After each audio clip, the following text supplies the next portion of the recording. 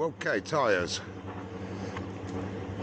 Now, I'm not going to tell you whether you should buy yourself a Pirelli or a Dunlop or another Pirelli or a Michelin, or there are other tyre brands available. What I'm going to say is, or tell you is, how I go about choosing tyres for my bikes. Now, I can do this video reasonably easily because I just happen to have a spare set of tyres for both bikes.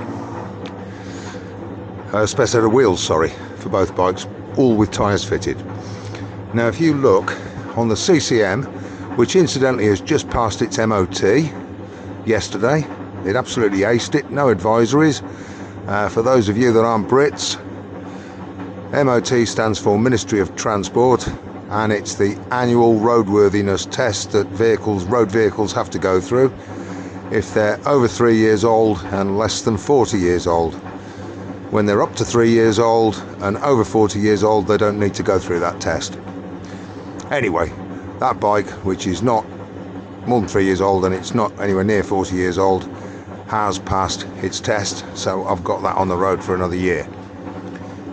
Right, well, it's a slightly unfair comparison on the CCM because the standard tyre is tyre width is 150, and as you can see, a little bit of a chicken strip going on around the edge there, both sides. Now, the reason for that is largely the shape of the tyre, because if I were to get that far over, I would fall off. Now, that is a standard size tyre, and the bike just handles so much better and feels like a supermoto should feel. Or in other words, you can throw it around and really scratch up and down the twisty roads on it, which is my kind of fun. Now, I happen to have a 160 lying around, this Dunlop, which is why I fitted that to that wheel. And don't necessarily think that a bigger tyre is going to do you a load of favours, because it lessens the ability to throw the bike around. There's more tyre for me to roll the bike over, and it alters the handling of the bike. It's much better with the narrower tyre, much better. So don't automatically think to yourself, just because I've got a wider tyre, it's going to be better. It might not be. And it's quite an expensive way to try and find out as well. But yeah, old tyres, all the brands are much of a muchness. They're all decent quality nowadays. And I tend to pick them on the actual shape of the tyre. This here, that's on the 160, it's a much less severe curve, so it's easier to use all of the tyre. On this one, it falls away quite quickly, and it's difficult to get it right on the edge of the tyre, in fact near on impossible without falling off. Now, the same applies with my Triumph. These are identical diameter, profile and width tyres, both 150/70/17s. That's on a street twin wheel, the one that's on the bike. That's a Pirelli Metzeler Torrent that's on the original Scrambler wheel. And again, if you look closely, you can see I don't use all of the tyre. There's a little bit around the edge that I'm not using. And if I did use that bit of tyre there, I'd have no foot pegs left because I'd grind them away. The Metzeler, I used all of it. Identical sized tyres. Now, again, I don't know whether you can get that, they fall off at a steeper angle. These Pirelli Phantoms do, whereas the Metzeler Torrent is a much more gentle curve, and that's why I can use all of the tyre on the Metzeler and not quite all of the tyre on the Pirelli. Now, bear in mind, identical sized tyres on the same bike with the same rider. So it just goes to prove that tyres are different, and I tend to go around looking at bikes that are similar to the bike that I ride to see what other people have picked and see how they're wearing on them. And then I'll go out and buy the tyre. Now, I nearly always do buy a brand that's known, just because you can be fairly sure that the tread isn't going to delaminate or it's not going to fall apart. And well, it's just a bit of built-in safety, I think, buying a brand. But I've noticed increasingly on social media, particularly with Triumph Scramblers, tyres seem to have become a fashion item. And people who've got absolutely no intention whatsoever, that's my compressor turning off at last. Yeah, people have got no intention of ever taking them off-road, but they want knobbly off-road looking tyres because they say they look cool, inverted commas. When you're riding it, you don't see the tyres, and other people don't really see the tyres either because they're spinning around nice and quickly.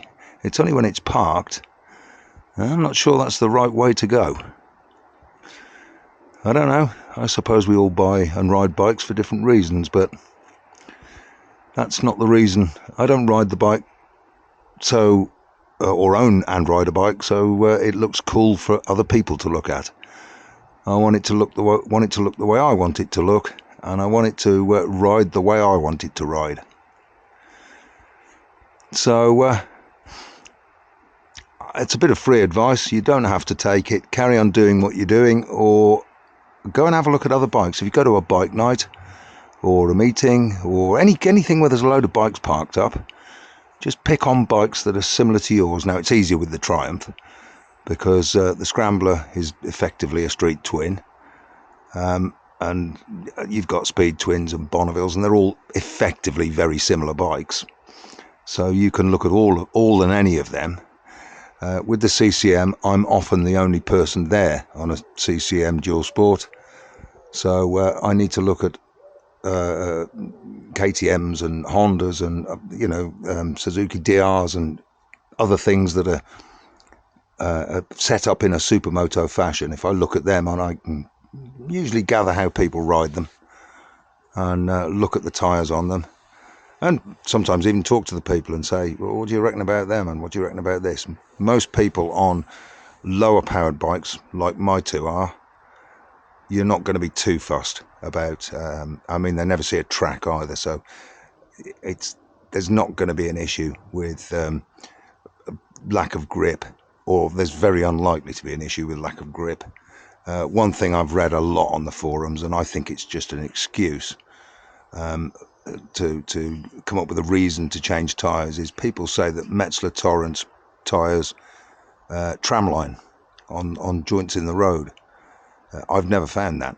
I've found that every and any tyre on every and any bike will tramline if you ride along joints in the road. If you see a joint in the road, don't aim for it. Ride to one side of it. I know you can't always. Sometimes they catch you by surprise when you're hammering round a corner, but I personally, I've never found any one tyre that's particularly bad at that over any one tyre that just doesn't notice it at all. It's more how I ride it and where I ride it. It's more the shape of the tyre, I've always found, that dictates the way the bike feels. So there you have it. That's my take on motorcycle tyres on my motorcycles. Now, that is going to vary, of course, if you ride a big heavy bagger or a Goldwing or something like that, or if you've got a balls to the wall sports bike and you use it for track days. What I've just said is not going to apply really to them at all. But for your average everyday kind of bike, both of which mine are, that's, I find, is a good system to work by, and it's stood me in good stead for years and years now, and I'm getting better at it because there's a bigger choice of tyres now. Anyway, there you go. Just a very, very quick one about my take on tyres and why I choose what I choose, and take it or leave it. So, share this vid, tell your mates, tell them to come and subscribe to me. Thanks to everybody who has subscribed to me, and I'll be back soon, so you take care.